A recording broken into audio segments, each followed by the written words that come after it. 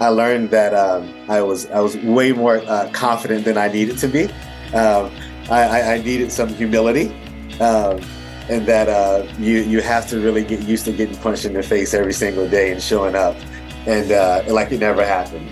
Um, and I think I made a lot of mistakes that first-time founders and entrepreneurs make. I thought I knew everything. Um, I thought I knew what customers wanted and experienced without talking to enough of them.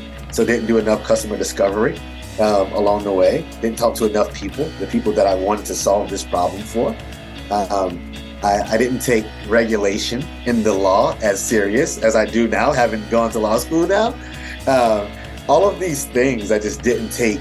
I took it serious, but I think I just didn't know what I didn't know. So I just tried it, and it was like, I know this thing well, and I was wrong. I was very wrong in my first companies, but it teaches you to have some level of humility and to go find great mentors who can teach you. Finding people who truly demonstrate the intersection of leadership and life isn't easy.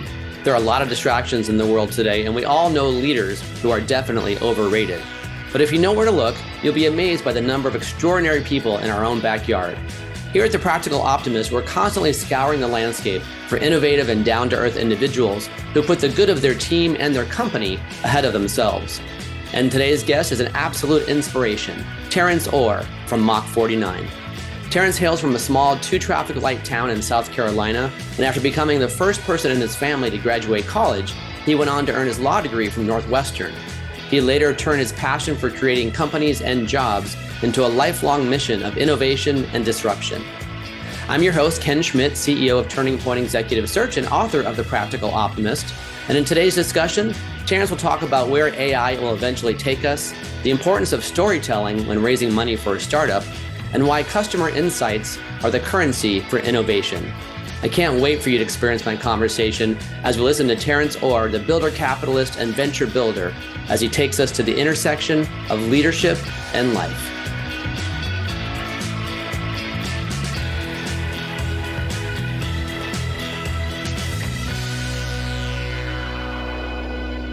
Terrance, thanks so much for joining us today. I'm really excited for our conversation to delve into a lot of your very entrepreneurial, very innovative background. So thanks for being here. Happy to be here, Ken, and thanks for having me. Yeah, it's great. I know we're talking to each other from two completely different ends of the country, right? You're out in DC on the East Coast, and I'm here in San Diego on the West Coast. So although we have a lot of your weather going on right now, it's been just crazy windy and rainy and cold for us, much worse than we're used to. That's right. But you know what? We'll get through it. Through it. Exactly. Right. We can kind of weather any kind of storm out there these days. That's a good metaphor for our conversation, actually, right? That's right. Weathering the storm. So let's kind of jump into our conversation. We have a lot to cover today, and your background is just so fascinating. And I'm glad that we have a chance to have this discussion. I know our schedules have been a little bit crazy as of late, also, so it's good to find a way to coordinate. So let's kind of start, if we can, with. So I know obviously you've been out there at Mach 49 for a little bit, for a couple of years now, and your title just changed. Maybe give our listeners a little quick snapshot about what your role is out there. I know you just moved into the head of head of client and network growth role. But maybe let us know about what Mach 49 is all about. Absolutely. So Mach 49, we do a few things, right? And I like to describe Mach 49 as a playground for entrepreneurship. And in that playground, you can do a few different things to play nicely with the corporations that we work with. The first thing that we do for those corporations is we help them build new venture capital firms. So you're a company, you come to us and say, hey, we want to build and start to work with startups and invest in startups. But we don't know how to do that yet, right? Show us how to actually be investors and do that. Great. We come in, we help them design and launch venture capital firms for that corporation. The next thing, they might come to us and say, well, great, we work with startups today, but we want to build a Mach 49 inside of our organization. How do we actually replicate or duplicate what a Mach 49 is inside of our organization so we can build multiple ventures over and over and over again? That's the venture building practice of sort of like what we do, but that is sort of venture studios, right? So we're helping them build and design new venture studios inside of their corporations. The last thing speaks to where I started at Mach 49, which is the core of how we got started, which is the infrastructure of Mach 49. Think of it as the sand in the playground, right? which is venture building, which is how we got started. So that's helping corporations build new companies in ventures that's outside of their core markets that they're used to focusing on today, so that they can grow into being around for the next 10 to 20 to 30 years and not sort of replace themselves just from startups. So that's venture building. So venture building, venture investing, and venture factory design is sort of the core of what we do at Mach 49. And my new role, I'm a former entrepreneur in residence. So I started as a venture builder, building new ventures outside of the core for corporations. And in my new role, I'm still going to be doing a little bit of that because I'm an operator at heart. But alongside that, I'm also going to be making sure that we develop future leaders at Mach 49, doing some talent development, also working on the ecosystem around what we're doing at Mach 49 and the network around what we're doing around venture building, investing, turning around different things. So that's going to be my new role, is to build the ecosystem and the network around Mach 49 alongside operating just a little bit to make sure I keep my hands dirty. And like you said, you're an operator at heart as well, so you don't want to be too far away from those operating activities with actually with the clients in hand, but also with the network and the ecosystem that you're building out. And you're doing a lot of work with larger companies, as I remember, correct? Where it's the J&Js and the Dells and the big companies out there that are really turning to Mach 49 to help build those innovation centers internally.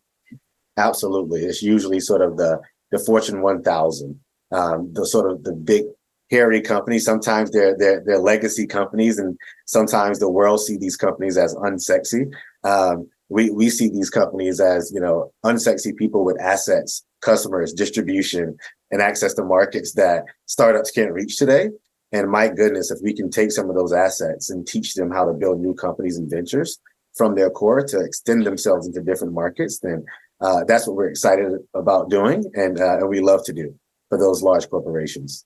That's wonderful. Yeah. And for our listeners out there who obviously can't see this, but I love the fact that you keep talking about the word builder. And Terrance, you're wearing a shirt that says venture capitalist, but the word venture is crossed out and it says builder capitalist instead. So I love the fact that you're using that builder mentality and that builder kind of, mindset and approach, because it's much more proactive. And I think it indicates much more of an engaged, relationship with the companies that you're partnering with. Absolutely. I mean, I try to wake up, show up, and walk and talk the talk every single day. With what I'm wearing. So that's great. That's great.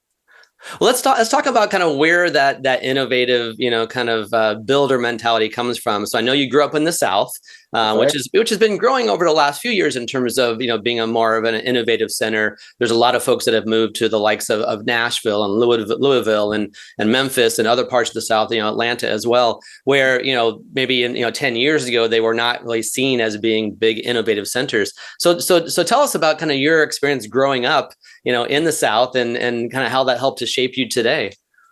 Absolutely love this question, Ken, because I'm a product of my environment and where I grew up at. And, looking back, it all makes sense. But when you're in it and you're growing up in that type of environment, you go, it's too hard to see.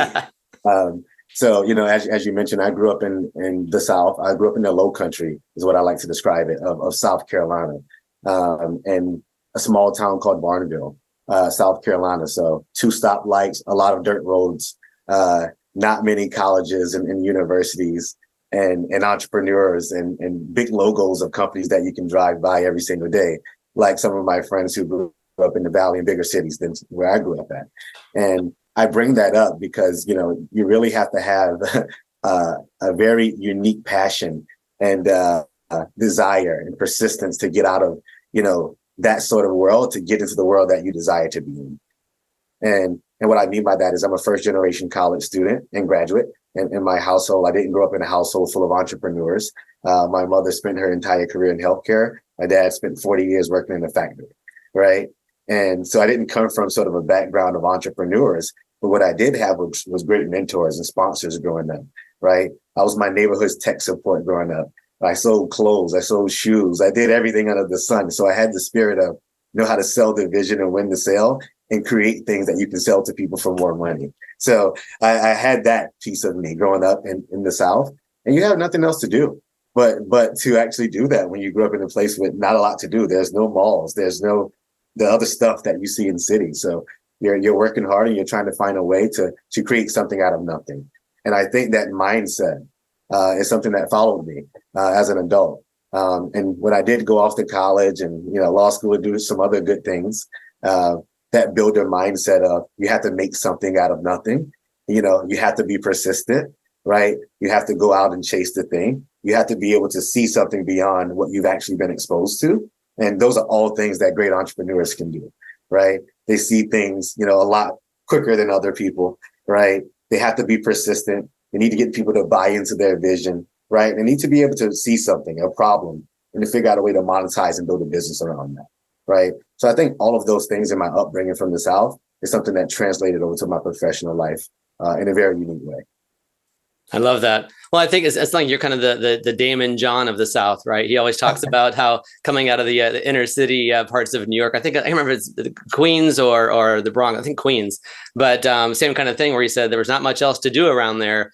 And there's not a lot of universities, not a lot of innovation or other businesses, at least not legal businesses as he talks about, right, same kind of thing. So kudos to you for finding those opportunities out there. And I think when we chatted once before, you had mentioned something about your uncle being one of your kind of motivators and really somebody that started to introduce you to what it was like in, quote unquote, corporate America. That's right. You have a great memory, Ken. So my uncle was one of the very few people that, he was an entrepreneur, right? But he spent this time, he was one of the first people in my family to go off and have a corporate job, if you will, quote unquote. And he rose through the ranks of that company to be a leader and eventually left that company. And that company was LG at the time. And he built a great career there and left and started another company that he grew to be millions of dollars. And was the first great example of an entrepreneur that I knew from my direct family and like upbringing, if you will, that I knew personally.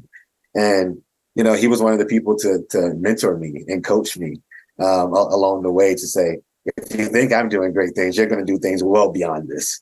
And I really appreciate my uncle and for being a mentor and sponsor and guide for me to show me things that were possible that I didn't get a chance to get exposed to from my actual parents, right? But that guidance and that leadership and that I see something in you before the world will see it in you. I think there's something to be said about those type of people, to be able to see things and potential in people before it's actually there. And I think that's a skill that I actually have today as a superpower of mine, to be able to see potential in people, although their resume doesn't say that today.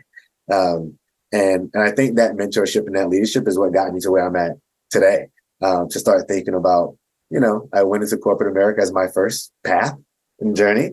And then I did the same thing like him and sort of caught the bug and went into entrepreneurship, and I never looked back. That's a great skill to have. I mean, as a recruiter for 26 years, I can tell you you need to have that ability to kind of read between the lines when you see someone's resume or LinkedIn profile and you think, okay, so maybe their background is a little more eclectic or maybe non-traditional, but what do they have in them? What's that work ethic? What's their ability to adapt, right? How they've been able to switch gears and change companies or functions on a regular basis and do so in an effective manner. Those things are much more important than particularly, what your last couple of roles were. Did you no, I know some of your family was in the military as well. Did you ever have pressure to go that route? Was that ever, an option in your mind? I did have pressure to go that route. Fortunately for me, I got into college and was like, hey, I think this is a better route. Let me go this way. But the pressure was there. A bunch of my family is in the military. And I like to think that what I got from the people in my family who did not go to college but went to the military was this insane amount of leadership ability that they gained from going to the military, and also the amount of discipline. Mm-hmm. I've never seen discipline the way that my family taught me, given what they've learned in the military. But that discipline and that leadership ability, no matter what your title is, I think is something that, I don't know, grew on me, I guess, over time, the people in my family, where I like to, practice delayed gratification and make sure I have, discipline around the things that I want to accomplish and want to do. And I believe that, leadership is not a title. It's something that people see in you. They feel it when they're around you. And I saw that in my family members who never touched a college campus, but I learned everything I know from them around discipline and leadership. So I think that military background and upbringing from my other family members who probably didn't go to college route, but they took another route that also gave them the same amount of leadership and discipline that I practice today. Yeah, that work ethic, that discipline, that focus, that obviously, unbridled, commitment, if you will, to what it is you're doing with the task at hand. And obviously in the military, you're literally in life and death situations. Luckily, as entrepreneurs, we're not quite that concerned about that piece of it. Hopefully not. But at the same time, there are decisions that you make as a leader, as an entrepreneur, as an innovator that affects other people's lives. If you are running a company and you're the CEO and you decide to hire 50 people with the hope that maybe this new product or service is going to take off, and then it doesn't, then you've affected the lives of 50 people that you have to now unwind. So without that commitment, that focus, and that work ethic, and that discipline that you talked about, if you're missing that, then you should not be in a leadership role, for sure. Absolutely. And you should not be in a leadership role if you're not willing to raise your hand and say, I screwed this one up. Right. Very good point. Very good point. That whole piece about vulnerability and willingness to say I made a mistake, right? It's it's interesting as I talked about in my book also, the days of running a company the way that Jack Welch did at GE 30 years ago, where it was very command and control. You're either you're up or you're out. You're an A, B, or C, and everybody's always forced to get rid of their bottom performing people, right? All those kinds of things. It's a very different world. And back then you showed up for work as an employee, as a number on a spreadsheet. People didn't care so much about your personal life. They don't want to know about your daycare issues with your kids, or elder care with your parents, or whatever it might be, or what's going on in terms of social issues out there. Fast forward to today in 2023, and if you don't show up as a whole person, you as an employee and you as a leader are A, missing the boat, and B, you are not going to be in that role very long, because that's just not how we operate anymore. That's right. They need leaders who are going to lead with empathy. And having vulnerability is a leadership trait and skill. And having that self-awareness to know that there's people that are actually humans that work inside your organization, I think is critical. So I'm glad to see the tide turn in our modern day era, because, we have working moms down. Mental health is a big thing.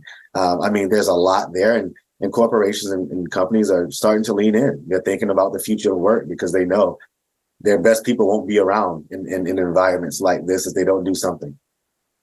Yeah, and companies need, I think a lot of companies, to your point, are realizing that, like it or not, every company has an employment brand. Right. There's the brand in terms of the product or service that you're offering and selling. But then you also have the employment brand. What are you like as an employer? What will your employees experience out there? Is it a hard charging pre-IPO, working 60, 70 hours a week kind of a role for the next couple of years to get to that IPO stage?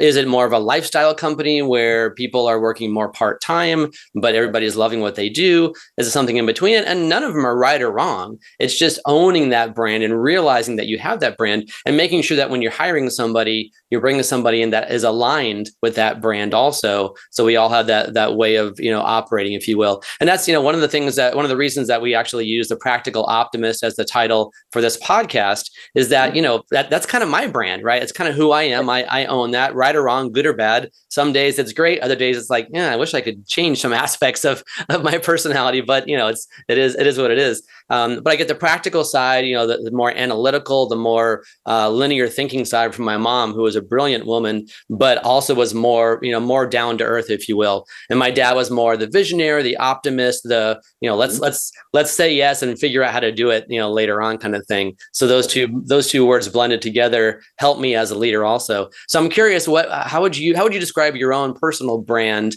and what, kind of how you characterize yourself? That's a great question. And I love the story about your mom and your dad and where you get that side from. And by the way, I have the book over here, and everybody who's not reading the book yet should go and pick it up. Oh, thank you. I appreciate that. from Amazon. And so, it depends on who you're talking to. I would describe myself, and my colleagues would describe me. I like to think how other people would describe me. And my colleagues would probably describe me as a fixer, a builder, and an educator. And my friends would probably describe me as energetic, loyal, and an educator. So, and the reason why I give you both sides of the coin is that the thread there is educator. And both of how my colleagues or my friends would describe me. And the reason why they describe me that way, I believe, and I'll talk about educator.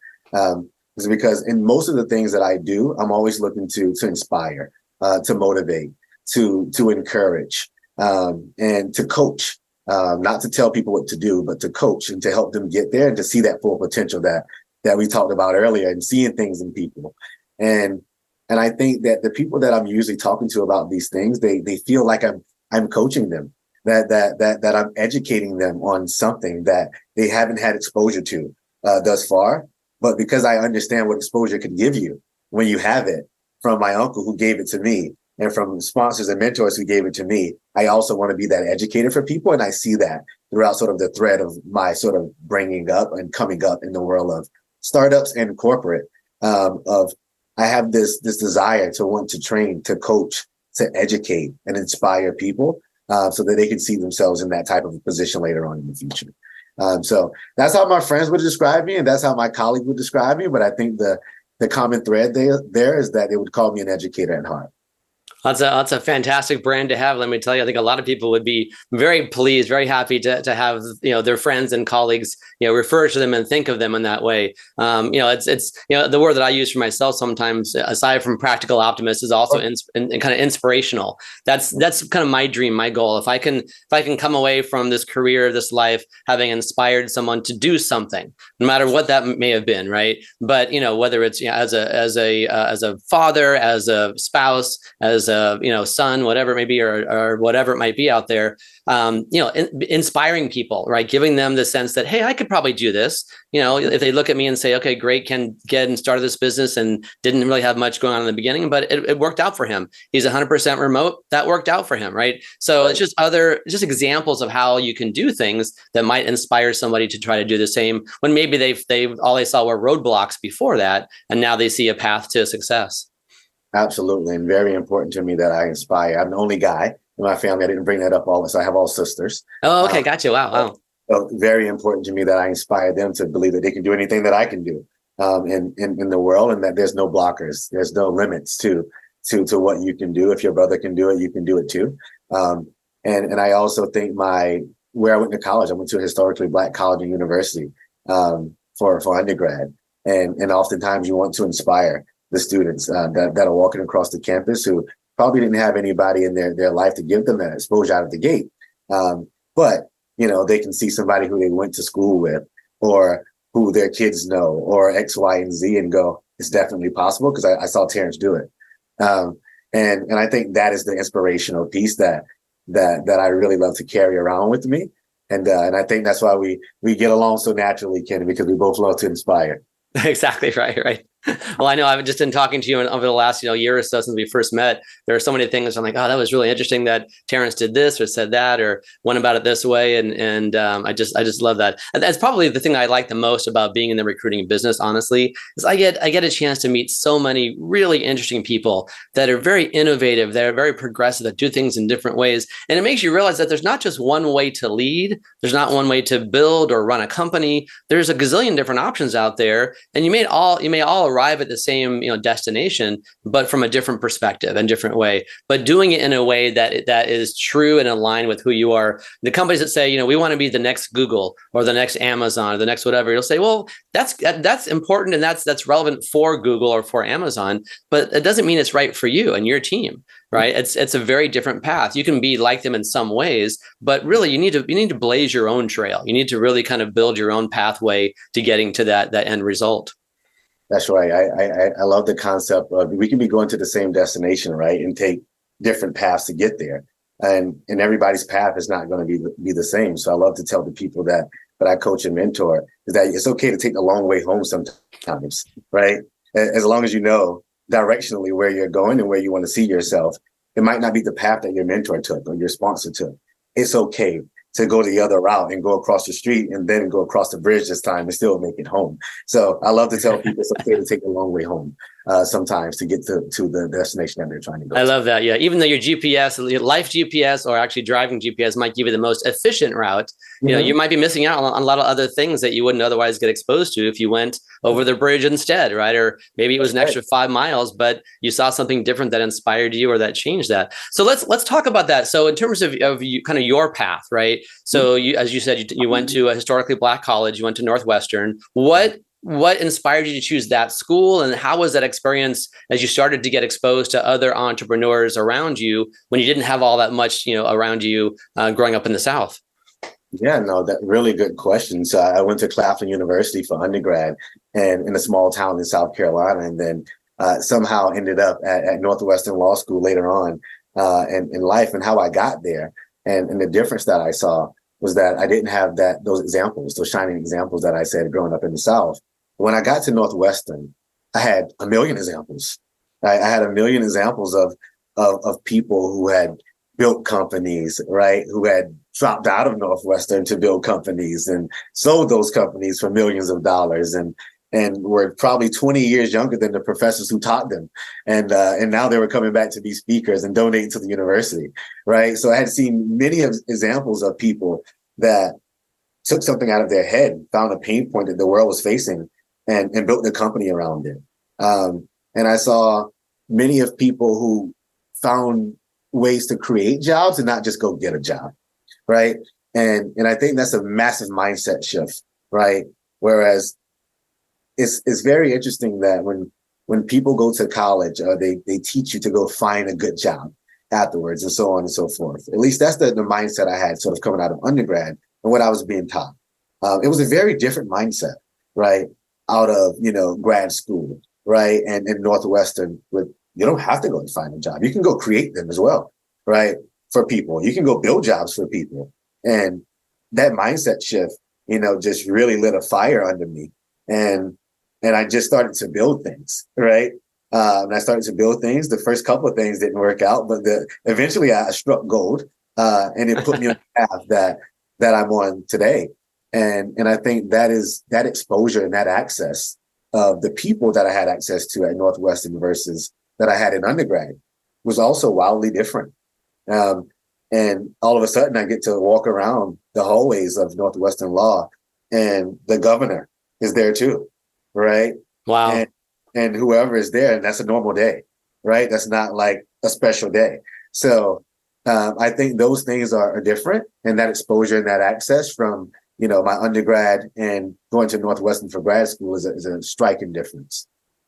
Now, so when you talk about, the kind of the halls, the proverbial halls of Northwestern, and seeing, so many examples of entrepreneurs and folks that had, created and sold companies, and the governor being there, all these things happening. But I'm curious about, around those halls, did you see many examples of Black entrepreneurs or minority entrepreneurs that were there that had done those things as well? Or was that a hindrance? Was it not? I'm curious about your experience with that. Kind of that's a unique dynamic, having come, from a historically Black college undergrad. Oh, I love this question, and thank you for asking the question. And it is a unique dynamic because I came from a undergraduate where everybody looked like me for the most part, and then I went to graduate school where almost nobody looked like me. Right. Literally, almost nobody. And in my class, it was three people, right? Three Black people in my program, and out of a lot, right? And when you think about that as well, although I saw examples, I didn't see many examples that looked like me, right? And Sure. And for the people that I did see like that, it was whoa. They came from backgrounds where maybe their dad was a senator or something like that. They had some level of privilege growing up that others in my HBCU going to undergrad did not have growing up. So I think that not seeing those people also lit a fire under me, right? Because I saw of me setting examples of people from my undergrad. But wow, what was the example for future Black students that was going to show up to Northwestern? And to say, yeah, I've seen other people do it, but I haven't seen any examples of us doing it, in our program. So that really lit a fire under me, right? To create that example for people out of Northwestern. So it makes me very proud that I can sit on the alumni board of my program right now. I can help them recruit more people and bring in more diversity. And they get to see a shining example of an entrepreneur and somebody who said, I want to do this. I went to a law program, but I actually don't want to practice law, right? I'm here to build things, and I'm here to invest in the future builders of the world. And I'm going to use a legal perspective to do it, right? And that is the thing that I think made me, different. from other candidates in the marketplace that was building the company, because all of a sudden I had business, legal, and technology, and I could speak a 360 point of view with anybody I'm talking to. Which is a fantastic blend for anybody out there, especially. And I think, going back to what you said a few minutes ago, having that builder mentality, right? Having that sense of, I'm not here to find a job, I'm here to create a job. I think, that's that blended with, the experience of what you saw around you or what you didn't see around you, right, at Northwestern. That's amazing. I actually interviewed a colleague of mine also, Dustin Sutton, and recently, and, he grew up in Pennsylvania, in Philadelphia, and he's here in San Diego now, but he created the Black commercial real estate network. And he said almost the same thing you said. He said, Ken, I got into commercial real estate and I loved it, but I looked around and I thought, there's nobody around here that looks like me, right? And so it's not going to attract more folks coming in, more minorities coming in, if no one sees any other examples. So he said, well, there's got to be, people like me that are around the country. So he just started this group, this network, and now there's almost 1,000 people part of this group they're all Black commercial real estate leaders around the country, which is amazing. So same kind of mentality about let's build something, let's create this so we can demonstrate and provide this example. And frankly, they're looking for each other. They need somebody to build it, to build the infrastructure for them to find each other. And Dustin, right, exactly. And I think that's the superpower that you have when you're an entrepreneur and a builder, is that you have this fire, and nobody's going to stop you from doing it. The only person who can stop you is you, for the most part. And I think that mentality is something that you have to carry with you with everything that you do. That mentality, led me to start companies, to become an investor, right? To be one of the early employees at an NBA Players Venture Capital Fund and studio, and many other things along the way. So I think that mindset is something that I want people to take away from. You can be a builder in anything that you do. Whether you're in talent acquisitions, you're recruiting, you're in HR, you can build, you can experiment, you can iterate. And if you see something that's not there, build it. Right. Yeah. Don't wait for somebody else. Just kind of take the reins and start doing it. You mentioned something kind of almost under your breath a few moments ago when you're talking about, startup companies, some that failed, I think you said, were the words that you used. So I'm curious about that. So when you started your first company, your first business, what did you learn from that? What was the catalyst for the timing in that particular moment to do it? And then what did you come away from that experience with? Oh man, when I started my first my first business, I tried to start my first one. It was a painful experience. I learned that I was way more confident than I needed to be. I needed some humility, and that you have to really get used to getting punched in the face every single day and showing up, and like it never happened. I think I made a lot of mistakes that first-time founders and entrepreneurs make. I thought I knew everything. I thought I knew what customers wanted and experienced without talking to enough of them. So didn't do enough customer discovery along the way. Didn't talk to enough people, the people that I wanted to solve this problem for. I didn't take regulation in the law as serious as I do now, having gone to law school now. All of these things I just didn't take. I took it serious, but I think I just didn't know what I didn't know. So I just tried it, and it was like, I know this thing well, and I was wrong. I was very wrong in my first companies, but it teaches you to have some level of humility and to go find great mentors who can teach you. Be humble enough to go out and find a person who's done it before, who went down this path already, and be quiet and ask the questions you need to ask and learn. The catalyst for me taking the leap in the first place was, one, I had some examples in front of me at the time. Two, I was working at Techstars at the time under the MD at Techstars Chicago. So I was getting a crash course on what it was like to grow and accelerate companies anyway. And at the same time, I was working at this venture studio, helping it get off the ground. So I was very optimistic that I could get this company off the ground. I would have the right resources, the right capital to fund it. I was wrong about all of those things in my first one. So that's what I learned along the way. And that was the catalyst for me even taking the leap to even try it. I'm sorry, go ahead. I was going to say, but once I learned those things, it was like, okay, if I was to ever do this again, I'll do it very different. And I did the second time around. So And as I was going to ask you, did you have an ecosystem of peers or of confidants that you had around you with that first venture, and they were the ones that said, you know what, Terrance, you got all the passion, all the drive, and all the desire in the world, but this is just not going to work? I mean, what made you realize finally that it was time to move on from that? Those personal, what I call my personal board of directors, the people around me who became sponsors and mentors and coaches to me, basically told me it's time to hang this one up. Right, this one is not it. You've made a lot of mistakes. I don't even think you have a deep problem here. It just gave me the hard truth. I needed truth tellers around me, and they told me the hard truth, and closed it down and learned a lot, and decided, okay, if I was decide to do this again, I need to talk to them first and figure out have I actually had the privilege to talk to enough people yet, and do I really understand the pain? Is it frequent enough? Right? How often, is this thing happening? Is it emotional for the person that is happening for? And if we solve this, will we earn the right to solve bigger problems and pains that will then unlock bigger opportunity and value? That then people will open up their wallets and pocketbooks and pay for it.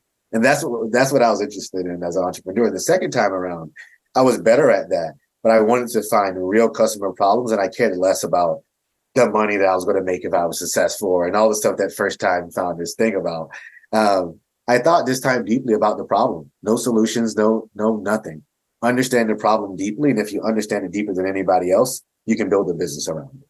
And those are the lessons that I took with me in future ventures. I love that. That's a great perspective. And, I volunteer for junior achievement, and I work in a high school classroom, and it's all about, these kids have to create companies and businesses and really be able to not only just do it theoretically on paper, but actually be able to build the business, start selling the service or product, earn money, get investors, all those kinds of things. And one of the big things that we talk about is, know your why. I think Simon Sinek says that, right? It's, know your why. Don't just be a product looking for a customer. You've got to find a problem that you can solve first, a relevant problem with enough scale, right? That you can actually, make some money out of it, but also you have enough customers, enough need, enough pain out there to really make it a viable business. So start from that. What is the problem that you're trying to solve? So the very first day of class, what we do is we have just a pure ideation session, and I'm writing, 50, 60 different, quote unquote problems up on the whiteboard. Everything from, my Wi-Fi goes out too often at home to, I'm in the ROTC and my shoes aren't polished well enough, to whatever might be out there. But these are all just problems. Let's start from that really big, area and cast a very wide net, and then narrow down from that big list down to maybe a dozen or so ideas that the class can really focus on and try to find a solution to these real world problems. That's right. I mean, customer insights is the currency for innovation, right? And we nothing unless you heard it from a customer is what I tell founders today that I'm coaching. You can work in the industry for 10 or 20 years or whatever, but how many people did you talk to about this problem? If you tell me less than 100 people or something that I consider to be significant, then it's like, do you really understand it deeply and what they're going through in their journey every single day? Because all companies are not created equal. Their sizes, their titles, anything, they're not created equal. So just because you understand it in your company, in your industry, doesn't mean it's the same way in every other company. And it's our jobs to go off and do the work as entrepreneurs and to figure out what is the thing that people are really struggling with. And that's the fun part of the work also. Right. It's, there may be a problem and there may be somebody else out there who's already solved that problem. And that's great. You don't have to, just kind of follow on to somebody else, but truly be more innovative and figure out either a better way to do it, more efficient, more quickly, whatever it might be, more cheaply, or find something else, right? Because you don't have to recreate the wheel every single time. And it's truly difficult these days to find something that is honestly completely innovative. You look at, Chat GPT right now, which is, just blowing up everywhere. And it's just from education to the recruiting world to, manufacturing companies, warehouses, to companies using, these algorithms to figure out who to lay off, right? I mean, there's just a whole, kind of value system, ecosystem that can be applied when you pull in this incredible AI, technology. So where's that going to go? It's going to lead us to some very good, very exciting places. But it could also lead us to some very bad places if we're not careful. So you've got to control that messaging as well. Oh, absolutely. I mean, there's ethics around, the future of technology and emerging technology. There's a lot of good that the technology can do. There's also a lot of bad. So it sort of goes back to understanding your why. What are the first principles of how you operate and how you show up every single day to make sure that, all right, if you know that your entire team building the model for this AI is not reflective of the world, then you should probably alter the team a little bit to make sure that it is. And these are decisions that we have to make when we're dealing with new and emerging technologies to make sure that, that we don't repeat the last 50 to 70 to 80 years of things that have happened in the world that we shouldn't be repeating. And so I the comment around, AI can do a lot of good and doing a lot of bad, whether it's blockchain, AI, or other emerging technologies. I think there's, as humans, we have to wake up with sort of being a good human at first and operating with integrity and sort of knowing that, all right, like there's ethical things that we could do with this technology that we probably shouldn't do. Yeah, right? it's less around can we do it, but it's also around should we do it? Should we do it? Yeah, that's a good point. One of the things I want to ask you about also that you had talked to me about in previous conversations is this idea of different layers of risk, right? No matter what you're doing, whether you're building a company, hiring a team, trying to find a new innovative way to solve a problem, there's layers of risk. And I bring it up because when I think about layers of risk and the kind of clients that you're working with at Mach 49, I always think of big companies, whether they're big tech or otherwise, big companies being less risk tolerant and more risk averse. And I'm curious about, since you've worked for small companies, you've started your own businesses, obviously several times over, you've worked for tech stars and seen a zillion different ideas out there. Talk about kind of the layers of risk that a big company looks at when they're trying to start an innovative internal team for something that's very, very cutting edge. Very, very good question. And usually we try to get them to give us their most what's the right terminology? The builder in the company, the rebel. Right. They need that internal champion that's really going to push the envelope. Right. We'd love to find the internal champion, the rebel in the company who's always raising their hand saying, we need to fix this thing. Bring us that person, because that's the person that's going to help move the needle from the core. But how we think about risk at Mach 49 and working with our larger corporations and even outside of Mach 49 before I got here, there's layers to risk, and some of those risks is product risk, right? Is it the right? And before I even get to product, I'm starting with customer risk, right? Do we have the right customer, the right target person that we're going after? How many of those people exist in the world, right? If we solve this problem, do they think we're going to replace them or we're going to enable them, right? These are sort of like layers of risk from a customer standpoint that I want to understand to start. And then if we get that right, well, I'm thinking about product risk and the layers of product risk that's there, right? Do we have something that's actually going to create value for them? Is it going to help them save time, right? Money, right? Is going to help them reduce costs. And my favorite one that I like to say people buy for is to stay out of jail, right? Which is, is it going to help them with some regulatory thing? The compliance piece, right? Or some compliance? Because if so, right, I think those are things that layers of risk that I'm thinking about, right? It doesn't matter if we have the right customer, the right product, if regulation is going to kill it when we launch it. Or some law that's coming out is going to kill it when we launch it. We have to understand those layers of risk. And I think that's the piece of the legal background of what I have, where I get to put an extra layer of how I assess risk on top of it. Because it's not just customer, product, business, but I'm also thinking about what are the legal risks and the regulatory hurdles that they need to get over. What happens if this bill passes, and so on and so forth. And those are the layers of risk that we're looking at Mach 49. What's the risk to the customer, actual user that we're going after? What's the risk to the actual product? What's the risk to the business model, right? What is the risk of having this mothership, what we call the mothership at Mach 49, the enterprise, the client that we're working with? What is the risk to them and their brand? If they move into this new market or adjacent area that they didn't play in before, how would they be perceived, right? There's brand risk, reputational risk that's associated with certain things, right? So these are sort of the onion of risk that we start to sort of carve up and think about when we're working with larger corporations, but also when I'm working with startups. Well, I would imagine that's a constant, push and pull, right? You've got the legal attorney, side of you that is saying, be careful. What risks are there? What's the compliance? What's the regulatory landscape look like? Are there bills that are, going through the system in some state that could really, derail a whole idea? That combined with, or I guess, kind of battling with the innovative side, saying, right. Hey, this has not been done before. This is a great opportunity that no one has taken advantage of.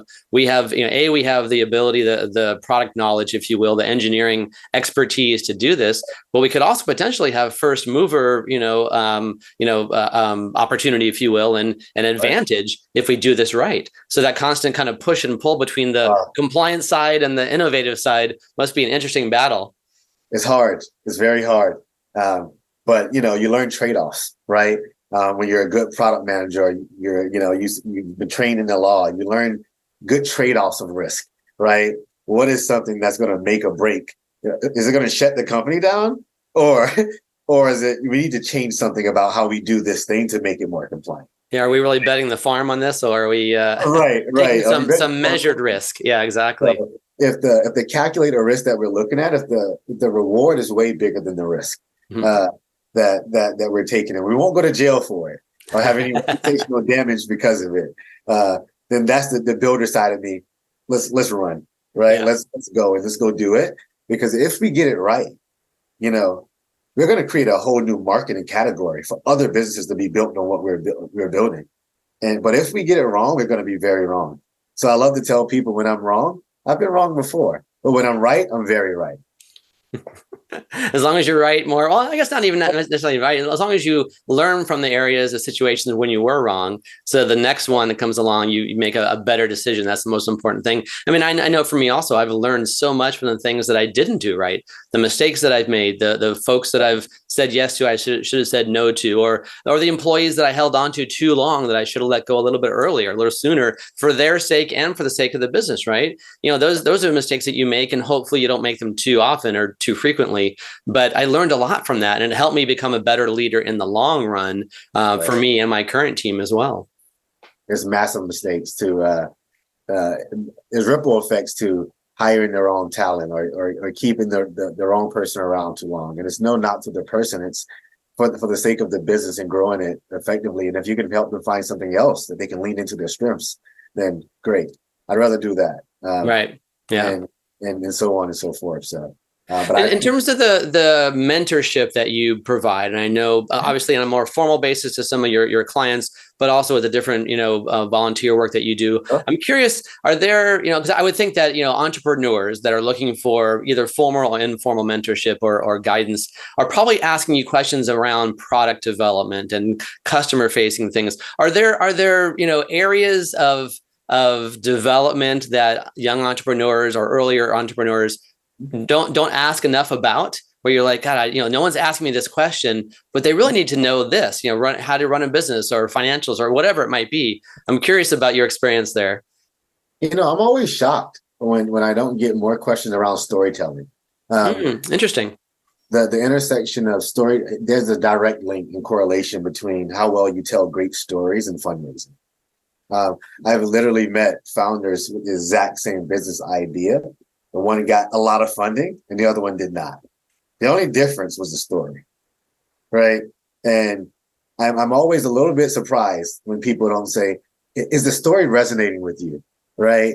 Do you feel why I'm doing this, that why we're the right team, that now is the right time? Did that come across in the story when I pitched a business? I almost never get that question, right?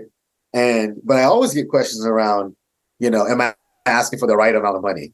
Or is this going to give me enough runway to unlock the next round of capital? Or do I have the right advisors or investors on my slide to send signal or traction towards something else? Very sort of common things that I'm used to hearing. But I almost never get a founder say, "Hey, did the story resonate with you? Would you open up your wallet today and fund this? And why not? Right? What didn't resonate with you?" Yeah. If something's missing, then what's missing? Yeah. Where are the gaps that I can fill in? So I love to spend, the first call when I'm talking to first time founders and even second time founders around, the art of storytelling and how that's correlated to sort of fundraising and how much money you can actually raise. It's not enough to just talk to people and tell them what you did. Why did you do it? Why you? Why now? Why this business? Why this market? You should be answering all those layers of why, right? And every time you go to a different slide, Mr. or Mrs. Investor who's listening to your presentation should go, okay, their confidence increase every single slide you go through because you're de-risking the things that they have in their mind, right? From the story. You should be doing that every single time you go off and tell the story. So that is the thing that I'm usually most shocked by. And great founders who I see raise a lot of money, they over-index on the story. I mean, they're anal about the story. And I think that is something that I love to sort of like coach and pass on to first-time founders. Be anal about the story that you're telling. Your why. Why you? Why now? Why this business? Why you over the next 3 ones that I might see with the same idea? Well, and the fact that you said that you've seen those, examples, if you will, of two founders with two very, very similar identical ideas, and the funding goes to the one with the better story. I mean, I'm always amazed. I watch Shark Tank a lot. I just love that show. I've watched it for a long, long time.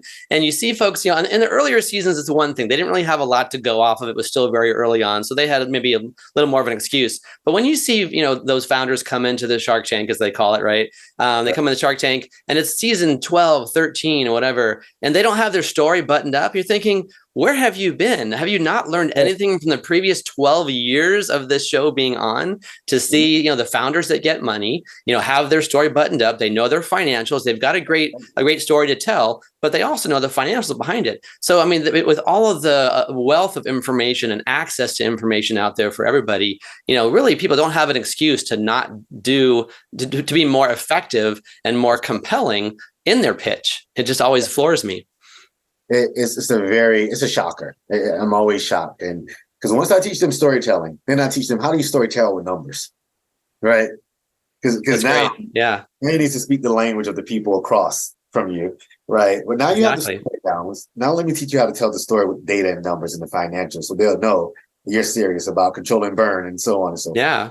And you're telling your story to, 2, 3, sometimes 10 different people, each of whom is coming to that story time, right, with a different lens. The CFO that you're pitching to wants to hear about numbers, right? And the head of marketing wants to hear more about the story, but also the brand and what's going to happen in the marketplace. Someone from a sales background is going to have, okay, so what can we get out of this? What are the right margins? Everybody's got a different lens, and you've got to tell your story, but tell it in different ways so it resonates with the entire room, not just one person. That's right. And that's the same thing for your own team. Once you actually hire a team, if you're the visionary leader of an organization, right? If you're Elon Musk or you're Steve Jobs or whoever it might be, right? You've got to realize that your audience isn't all the same. You can't paint them with the same brush, and you've got to be able to articulate your message and why they're going to follow you as that leader, no matter what their particular function or discipline happens to be. That's right. You never do it the same way you did it the first time. Every single time you show up for the pitch, you can't lose momentum. Right. 20 times today. I shouldn't know that you pitched it 20 times today. Exactly right. You should be as fresh and crisp the 10th time as you were the first time. Absolutely. I should do it the same way every single time and bring the same energy every single time. And if I'm not willing to do that, then I shouldn't show up. That's great. Well, and I love that, that piece of wisdom that you just shared.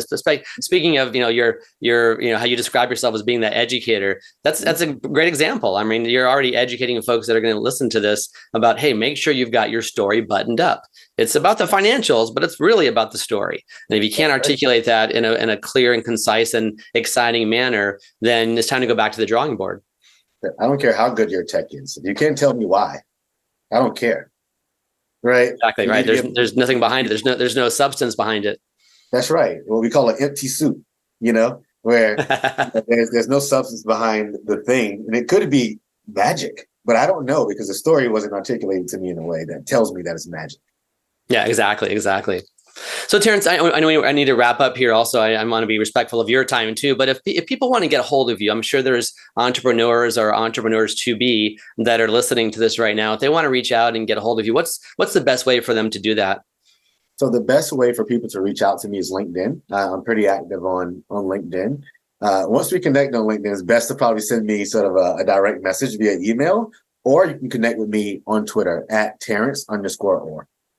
Perfect. And that's OR. It's ORR just for our listeners out there. That's a great call out. ORR. Yeah, exactly. And we'll put it in the show notes also, but I'll make sure that's there.